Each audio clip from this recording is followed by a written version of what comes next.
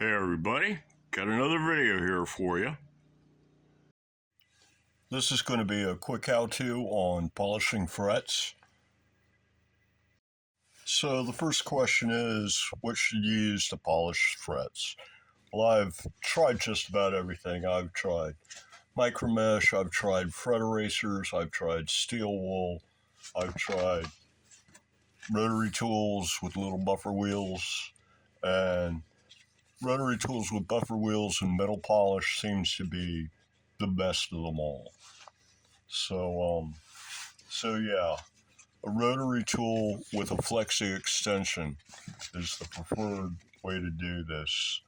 You want the flexi extension because it allows you to get down pretty much parallel with the fretboard and perpendicular, gets the buffer wheel perpendicular to the fret itself, so that you can, because otherwise you're coming in like this and it's kind of hard, and it could be dangerous of nicking up or scratching up a fret or dinging it if you've got a handheld unit that doesn't have a flexi extension on it. So yeah, this gives you much better access. Then the polish, any decent metal polish will work, but I actually use Autosol. Yeah. Then as far as the masking or protecting of the fretboard goes, you don't want to use fret guards.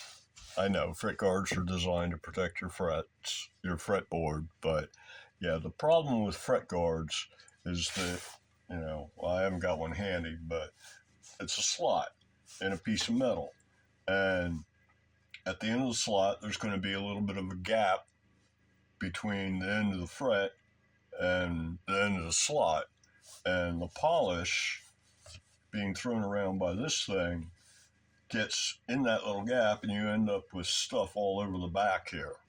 So you don't want to use those.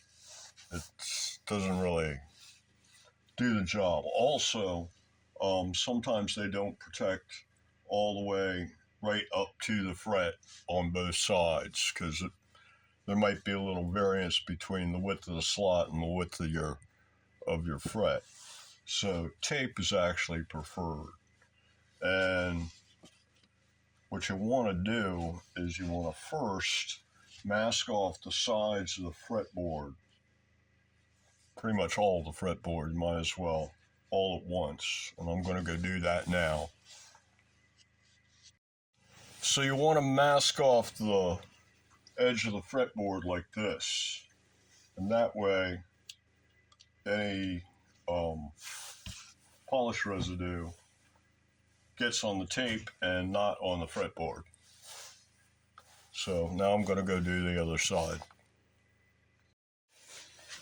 So once you have those sides masked off, it's time to start polishing. Grab your tape and mask off the frets one at a time. There's no need to mask off the whole thing at once and spend time with the razor blade cutting them all perfect and stuff. It's just a waste of time. Just grab a piece of tape or two and mask off the first fret. If you got wide tape like I do, you can tear it in half and still have two clean edges so that you can mask both sides.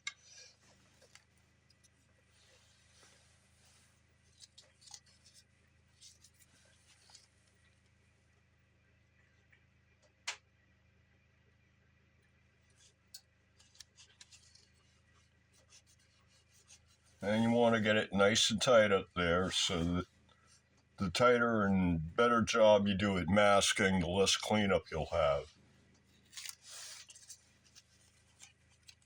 And using this method, usually you're only left with a little bit of residue right around the fret itself, and that's it. So you mask it off like that, and you get your polish, and you don't want to use too much polish. It takes very little polish.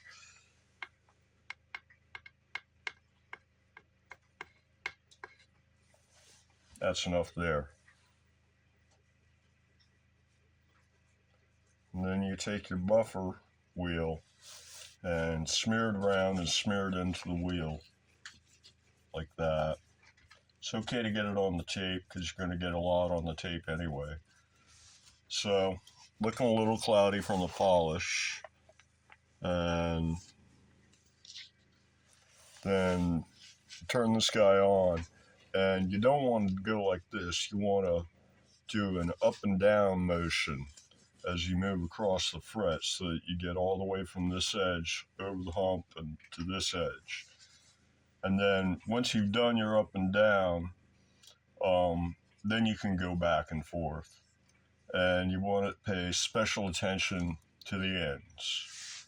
So now I'll do that.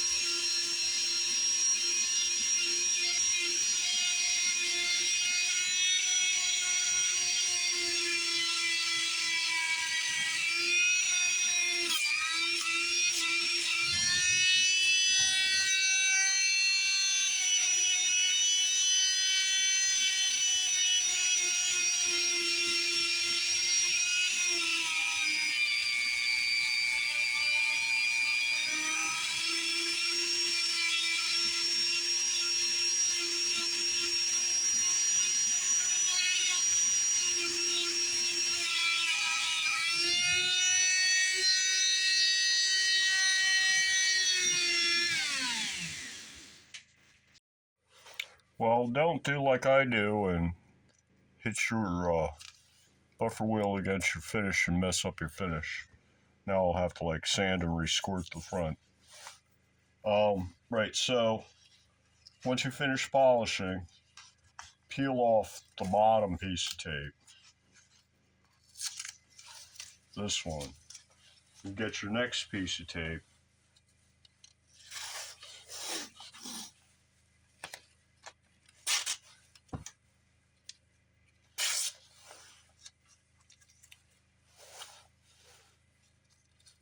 And put it on the next fret.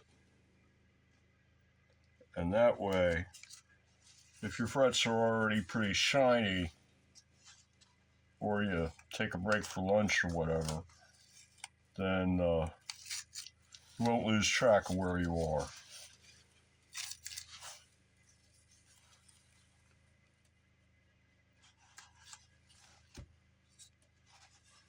Yeah, so start masking off the next one before you pull all the tape off the first one.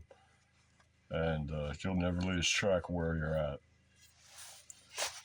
And then just repeat for the rest of the fretboard. And then clean up for a sealed fretboard, like a maple with a finish on it. You can use Windex, and for an unsealed fretboard like this rosewood here, you use naphtha. And you'll find that you'll only have residue right around the fret itself and no place else except for on the tape.